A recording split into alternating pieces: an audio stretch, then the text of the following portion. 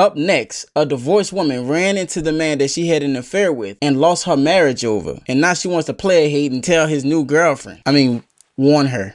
Last night I ran into the guy that I had an affair with. For those that don't know, I had an affair. I'm very open about it. I own my mistakes. It is what it is. This is me holding myself accountable. But it's the first time since like July of last year, so 2024, that I've seen the dude. And like, I'm so glad that I dodged that bullet. I'm not glad that like my life. You didn't dodge the bullet. you got struck. Matter of fact, it killed you. I'm sorry, it deleted you. Up in shambles because of him. Like that was the worst probably decision of my life. Not only because I loved my husband and like I just got caught up in some things, but like yeah. At least like when I was hanging out with him, like he was working out, he was getting his hair done regularly, like you know that dudes do. And like he was looking good. He put himself together well, whatever. Yesterday, I almost didn't recognize him because he looks homeless. Like Frank Gallagher has more life in his eyes and fashion sense and everything else. Like, I can't help but feel bad for the girl that he's dating / engaged to. I heard they're engaged. I don't know if it's true or not. Like, honey, when she got with him too, because she got with him last July as well. That's a whole nother story. How the hell? Like, he was cute. He was taking care of himself. But now the dude's technically still a business owner, I guess. According to online records, he still owes his ex-wife like $32,000. So he doesn't have a home. He's living in his girlfriend / fiance's family home on their property. Like not, they have like another home on their property, I guess. So like, is that what? She sounds obsessed. I'm not even gonna lie. She did all this digging and she's okay. You call like homosexual, like when you just get with a girl because you need someone. She is such a hater. That's called. Because I'm pretty sure that's what it is. Because I know for a fact that when they first got together, like he was bragging to the guys at the shop that he was only with her because her family had money and land. And if he keeps looking the way he does, that motherfucker ain't getting shit out of her. Because if she was smart, she'd run. Because he doesn't even know how to take care of himself. Anyway, I dodged a bullet. I'm glad I did. Because never in a million years, like, could I be with someone who can't take care of themselves. And, well, he's a piece of scum anyway, but that's besides the fact. Drew, the new girlfriend, if you see this, girlfriend, run like the other, like his ex-wife and I both did, because dude needs help. He's a train wreck, and you're too cute for that. Like, you're so pretty, and from my understanding, you're so sweet, and you have a great family. I hope you the best. As for Trent, get bent. Do better. She tried to girl code her way into messing this guy's relationship up, and she's lonely and alone and miserable. Misery loves company. She's mad this dude landed on his feet and is about to get married. She sounds obsessed. I had an affair. I cheated. It's not something I'm proud of, and I was in a situation where I felt like I needed to do what I did. At the time, I felt guilty, obviously. I thought it was going to, to feel good, but I quickly realized I had made a mistake. Sorry, this is like really hard to put out there. I hope that I can be forgiven. There's a lot of reasons, obviously, behind why I did what I did. Mostly distance. And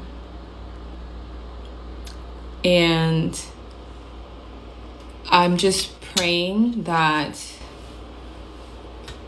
my wax lady doesn't get upset with me. Oh my God, you motherfucker. Because I went to somebody else you had me, after being with her for 4 years. You got me. So if you see this, you fucking got me. I'm sorry. I'm like, man, and she still got the ring on. She's still mad. You cheat on me, I'm telling you. You're throwing your ass back to the streets. Ain't no motherfucking coming back. No apologies. No nothing. I'm telling you. Don't let me find out for sure. 100%. So I had a full-blown affair on my husband. He is still with me. And we decided to start a podcast to like talk about it and all that shit and how we worked through it and all of this, right? And I was like, this is going to be great. This is going to be easy. It's not easy and it's not great. I didn't realize that my husband and I had never like fucking gone in depth. Like he didn't even know like how it all started. And I'm like, it's like opening Pandora's box, you know? And I know that like it needs to be healed and we need to work through all of those things, but it's just like, it's a lot. It's a lot. Ugh. I think I am made for just prancing around on the internet in lingerie and bathing suits because that's so much easier. Ugh, why did I fucking start this? She seems like she's addicted to attention, and people who are addicted to attention pushes boundaries. She also likes male attention specifically, and I foresee her doing it all over again. I don't think that any man should ever forgive his wife or girlfriend for cheating, because forgiving her is not going to do what you think it's going to do, in my personal opinion. Some relationships, they bounce back, but I don't think a man should ever forgive his wife or a woman for cheating. That's just my own personal opinion. Infidelity. It was a little. 7 times, 7 times 7. So you saying you cheated 7 times? No, she cheated. Okay, I just wanted to make About sure we had it. 7. That's all I know of. Okay, let's park right there for a hot second. That's all I know of. Now, Pook said earlier, it'd be hard for him just to acknowledge once if he got It's a shot to the pride. And in this situation, that marriage. And so you could imagine how I felt as a man. I felt like I wasn't enough. I felt like,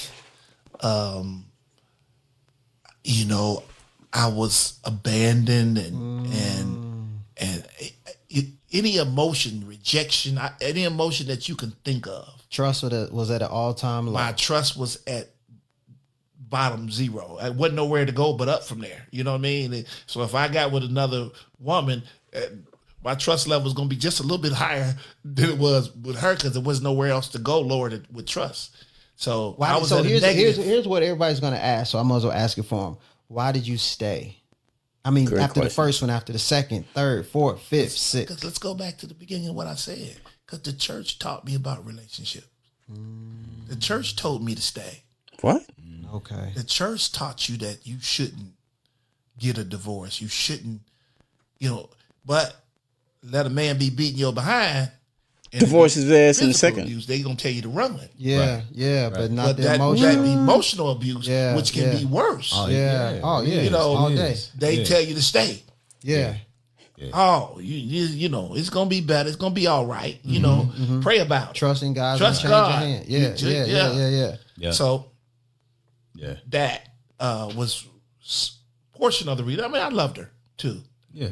We had a family. There was a lot of reasons to stay. That makes sense. But at the end of the day, the last time just kind of broke the camel's back for me, and she had to go.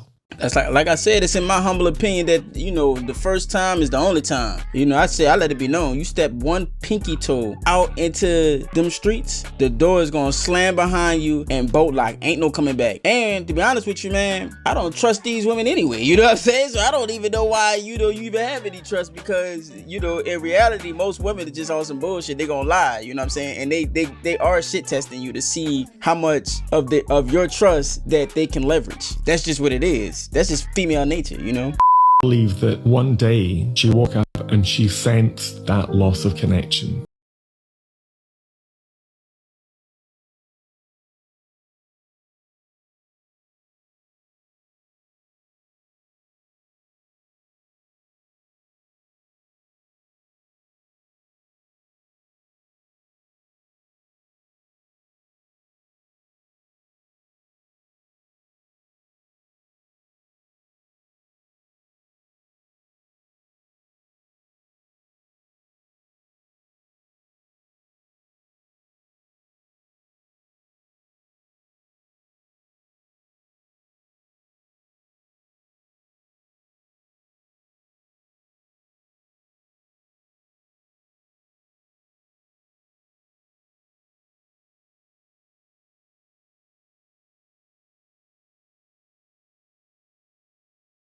Boy, it be these soy boy ass motherfuckers that get exactly what they deserve, man. I love when women shit on guys like this for sure. Cause this nigga is making, I use that term loosely, this guy is making all kinds of excuses in his head to substantiate why she did it. It don't really matter. You understand what I'm saying? Like once she loses desire for you, ain't no getting it back. You can't understand your way and feel your way back to it. It don't work like that. She did what she wanted to do because that's how women are. It's time to move on.